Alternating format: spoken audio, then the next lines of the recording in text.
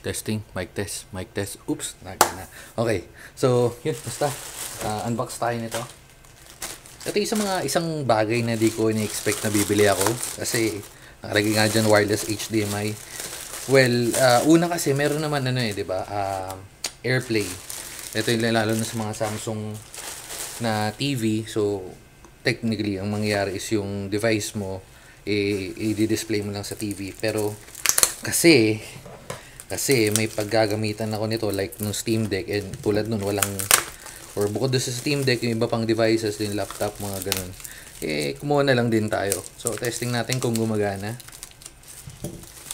at kung okay ba. Nakuha ko to ng parang 3,000 something at mako-confirm ko yung pagkakuha ng cellphone. Teka, pero originally kasi 5,000 to so nasa aktuhan nakakakuha tayo ng sale.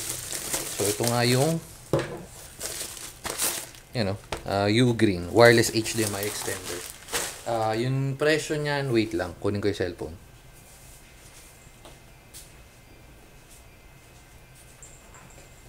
Okay, so magkano yan?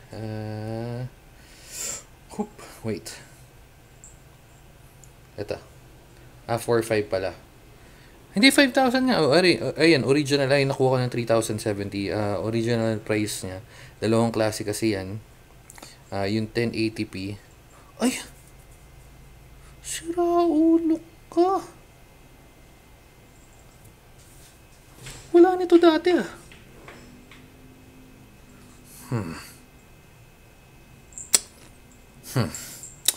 Anyway, sige, okay na. Bakit? Ba't ka lang? Anyway, so ito yung nakuha ko. Yun, 5,045. Nung bumili ako, wala pa to. Wala tong 4K HDMI na yan. Pero, all goods, 480 siguro okay na sa paggagamitan. Pero 1.5 lang O sige, dahil doon, yun nga, 5,045, pero nakuha ko to ng sale, ayun 3,070. Medyo nakakahinayang, pero, anyway, so open natin to. Open. Gupit ko lang ako ko. Oops.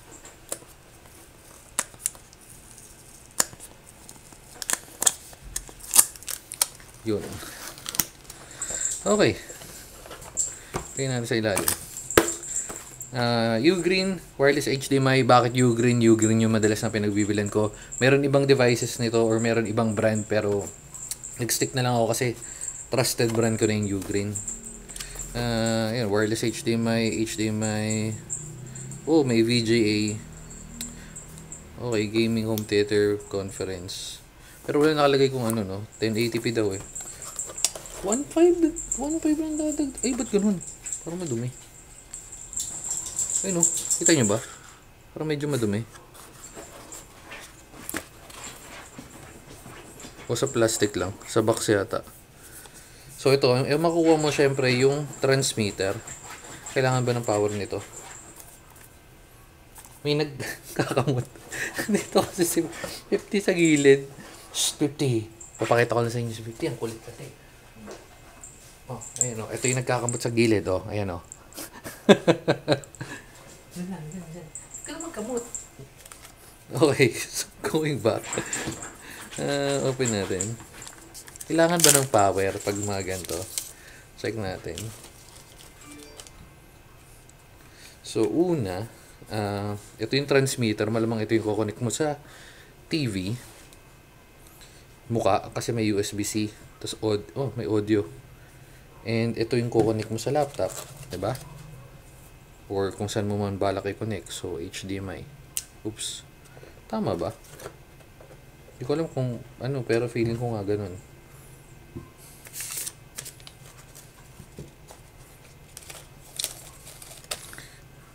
Hindi ko alam kung ano yung transmitter, kung ano yung receiver. Wala kasing nakalagay. Okay. Wala Anin na sa ilalim. Okay, so meron pa siya ibang kasama. Cute long box. Una, meron kang Oh, ito na nga. USB-C. Ayun o, USB-C, USB-A. Ito yung para dito, magcha-charge. Ito naman is, oops.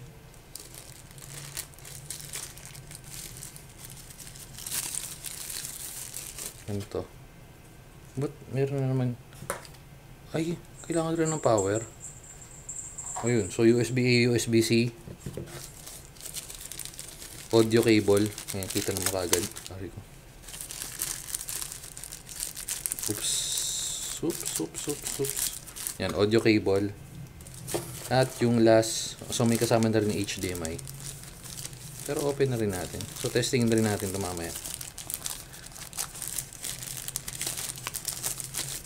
Yan, so HDMI. Complete set na naman, wala ka nang kailangan bilhin. Pag binili mo, automatic, kompleto na yan. Yan. So, lagay lang natin. Pero hindi tayo makalat. Tapos check natin yung manual. Hindi ko kasi sure kung ano yung transmitter at yung receiver. Pero sabi naman dito is nasan Chinese. Walang English. Oh? Ito. Connection and pairing. Walang English, men. Oh. Hindi, sige, pero plug and play lang naman yan. Pero mukhang sa inyong receiver. Pairing succeed. Auto pairing. HDMI. Okay. So, ito yung ilalagay natin malapit sa TV. Or kung saan mo man bala connect. Actually, dito na lang. I-connect ko na lang sa portable monitor ko. Pero naman akong ano. Okay. Sige, set up ko lang. Tabi natin yung mga yan. Kunin ko yung Steam Deck para makapag-test tayo. Wait. Okay. Sana may charge, pero habang tina-turn on natin yan, itabi lang natin to. Oh, may charge. Windows na lang para madali. Connect. Okay, so kailangan natin to. Medyo magbo-voltage 5 na rin tayo kasi tatanungin nyo kung paano. Pakita ko na rin habang kinoconnect natin. So, yung Steam Deck, kukonectan natin yan. USB-C. Tapos dongle. Tapos dito tayo magkoconnect ng, ayan, yung HDMI natin. Baliktad. Okay. So, mapapansin nyo naman, Ugreen ulit yan. So, okay, may na-detect yung power. Para makita nyo, display. Wait. Ito kasi, 'di ba?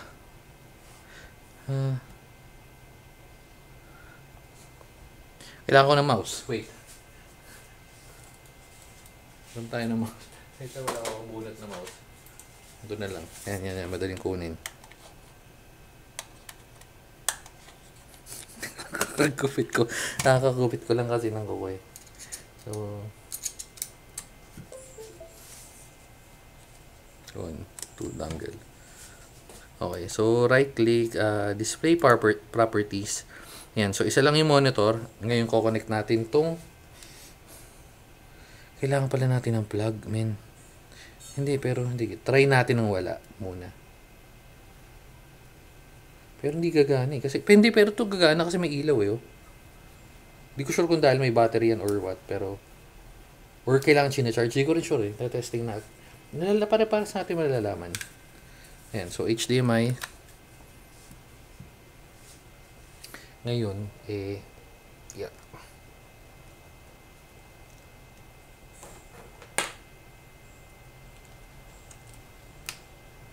Okay, so pinag ko sa sa external monitor ko. Ito yung pinagagamitan ng camera para matesting.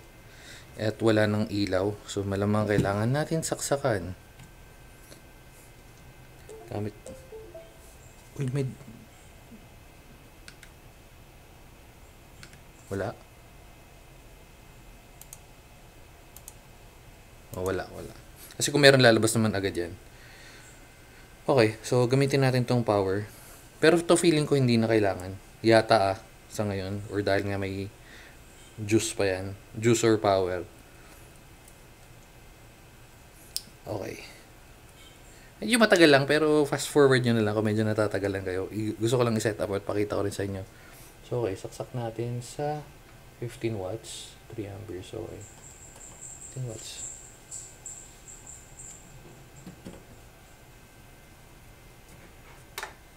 Saan yung power? Yun. Okay, ayun na, may ilaw na. Kita niya. So, may ilaw na rin to. Paano feeling ko lumabas na agad. Nag-blink eh.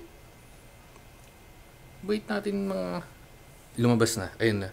May lumabas na U-green. Loading. At automatic siya naka-pair. Yun, lumabas na agad, min. Ayun o, identify. Wait lang. Bakit? Di pwedeng Di pwedeng extended display. Meron eh. Advanced. Ay no, transmitter. Hindi. Pero display to, so dapat. Bugok. Ito pala, sorry. Ito, mali ako nang ginagawa. Ayan. Keep changes. Ayan, so nakita nyo, ayun detected na siya. Okay. Kung may lag, actually wala. Smooth naman.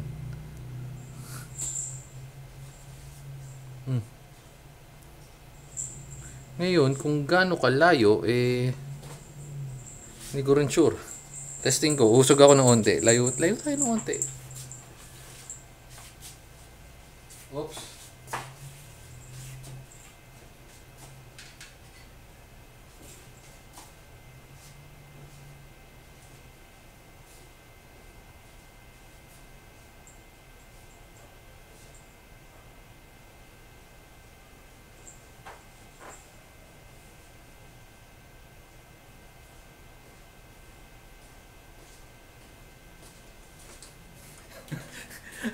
Hindi nakita, pero nakita ko matras ako. Siguro mga 15 hakbang na yata.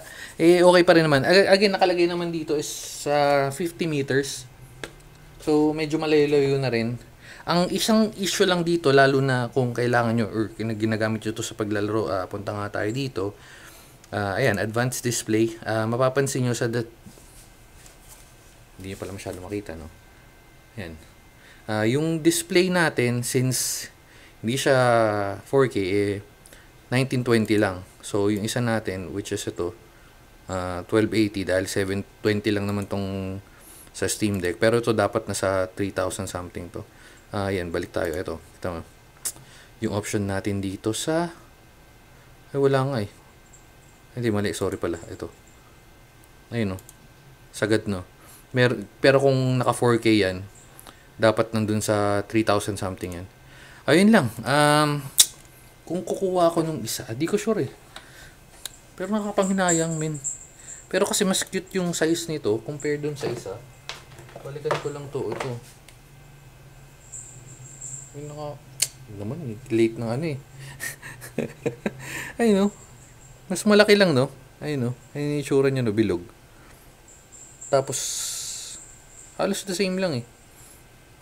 30 Hz, 4K. Siguro mag-stick na tayo for now, unless na kailanganin natin. Pero yun na nga. So kung may tanong kayo, again kung umiinit, kasi may nabasa ako doon sa mga reviews doon sa ilalim, doon sa pagbili mo, umiinit daw. Ako kasi kakasaksak ko lang, siguro kaya hindi umiinit. Tapos wala naman.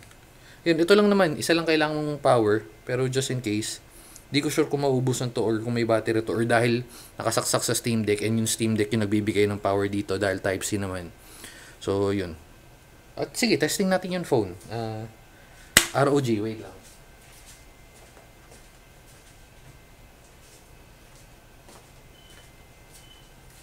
Okay. So, testing natin sa ROG.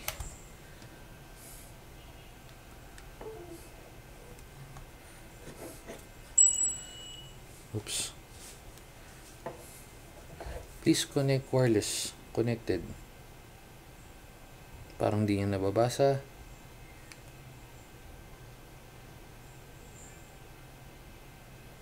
Okay, nag-tap na, naka-steady na yung light, dapat magko-connect na siya. Pero, hindi lumalabas. Videohan ko yung nakikita ko, tapos isama ko na lang dyan. So, yan yun. Okay, feeling ko hindi gumagana dito kasi naka-red, naka-stable na. Tapos pagbalik natin sa Steam Deck,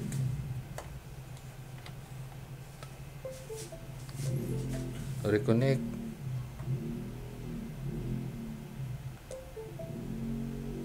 Press ulit natin. Siyempre kasi pag natanggal, di ba? Hindi rin, men. Or, ito yata.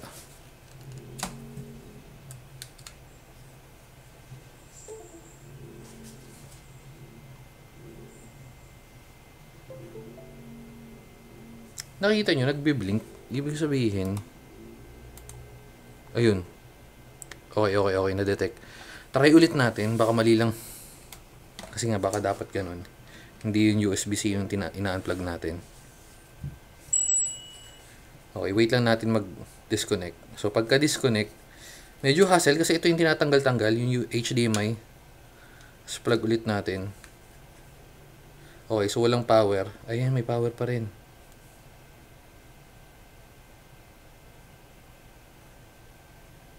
Pero hindi gumagana sa phone.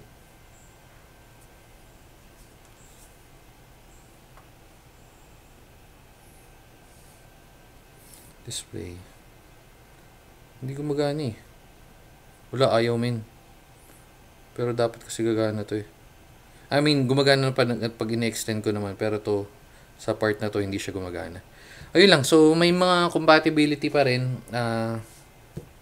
Wala, irekta naman. Unless siguro na irerekta ko. Pero kasi kung rekta yun, nag-HDMI cable na lang dapat ako. No? Anyway, so yan. Yung sa mga gandong wireless device, mapapakinabangan nyo siya kung gumagana sa Steam Deck, sa iPad. Lobat yung iPad ko. Next time na lang ko may magtatanong, siguro gawa na natin separate video. So dito na natin tatapusin. Medyo napahaba lang na onte, pero kasi all throughout na testing naman natin yun. So again, dito na lang. Bye-bye and babu.